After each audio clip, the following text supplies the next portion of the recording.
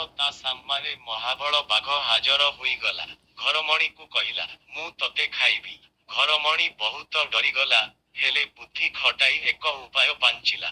ବାଘକୁ କହିଲା, ଆପଣ ହେଲେ ରାଜା, କେତେ ଜୀବଜନ୍ତୁ ଖାଇ ମୁହଁ ଦାନ୍ତ ଅଶୁଣା ହୋଇଯାଇଥିବ। ଆପଣ ଯାଆନ୍ତୁ ଝରଣା ପାଣିରେ ମୁହଁ ଧୋଇବେ ଏବଂ ଝରଣା କୂଳରେ ମୁଗୁନି ପଥରରେ ଦାନ୍ତକୁ ପଜେଇ ଆସି ମତେ ଖାଇବେ। ଠିକ କହିଲୁ କହି ବାଘ ଝରଣା କୂଳକୁ ଯାଇଛି। ଘରମଣି ଛୁ ମାରିଲା, ହେଲେ ଯାଉ ଯାଉ ଶକ୍ତ ହୋଇଗଲେ ଏବଂ ଘରମଣି ଗୋଟିଏ ଗୁମ୍ଫାରେ ଆଶ୍ରୟ ନେଲା। ସେଇଟା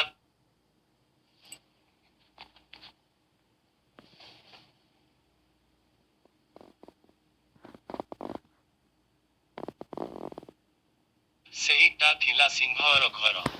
ସିଂହ ଯେମିତି ଗୁମ୍ଫାରେ ପଶିଛି ଦେଖିଲା ଅନ୍ଧାରରେ ଆଖି ଦୁଇଟି ଚିକ ଚିକ କରୁଛି। ଗର୍ଜନ କରି ପଚାରିଲି, କିଏ ରେ ତୁ? ଘରମଣି ଭାବିଲା, ନିଶ୍ଚୟ ଜୀବନ ଯିବ। ତଥାପି ଏଥର ମଧ୍ୟ ସାହସ ସଞ୍ଚୟ କରି କହିଲା, ମୁଁ ଧପ ଧପ ରାଜା, ମୋ ଶିଙ୍ଗ ଦୁଇଟି ଗୋଜା, ଏକ ଶିଙ୍ଗ ଗଛକୁ ଭାଗେ, ଦ୍ୱିତୀୟ ଶିଙ୍ଗରେ ସିଂହଙ୍କୁ ମାରେ। ଏହା ଶୁଣି ସିଂହ ପ୍ରାଣ ବିକଳରେ ସେଠାରୁ ଯାଇ ଆଉ 5ଟା ସିଂହକୁ ଧରି ଆସିଲା। ତାଙ୍କ ଗର୍ଜନରେ ଗୁମ୍ଫା ଥରି ଉଠିଲା। ଘରମଣି ଛାତିକୁ ଦମ୍ଭ କରି କହିଲା, ଏ ସିଂହ ତୋତେ 10ଟା ଆଣିବାକୁ କହିଥିଲି, ତୁ କଣ 5ଟା ଆଣିଛୁ? ଆସ ତୋତେ ଆଗ ଖାଇବି।